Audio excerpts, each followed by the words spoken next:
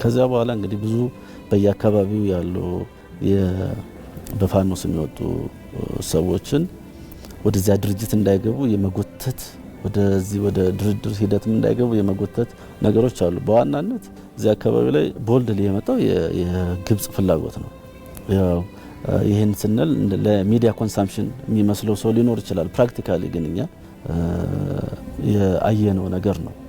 ለምሳሌ የመሳሪያዎች አቅርቦት አለ፣ ተተኳሾች አቅርቦት አለ፣ እነዚህ ልብስ ምናምን ነገሮች እና በተወሰነ መንገድ ፋይናንስም አለ። እነዚህ ፋይናንስ እና እነዚህ አቅርቦቶች በህወሓት አቅም የሚቻል አይደለም። ሻዕቢያም ደግሞ የራሱን ችግር እንኳን መፍታት ያልቻለ ቀጠናው ላይ እያተራመሰ የሚኖር በግጭት የሚጠቀም እንጂ ኢኮኖሚካሊም ጠንካራ የሚባል ለኛ መርዳት አይደለም ለራሱ የማይሆን በጣም የደከመ ስርዓት እንደሆነ ይታወቃል። እና ከጀርባ ከነዚህ ጀርባ ያለው ኃይል ማንም የሚለውን ፋይንዲንግ ስንሰራ ግን ግብጽን ነው ሁልጊዜም እናስባለን።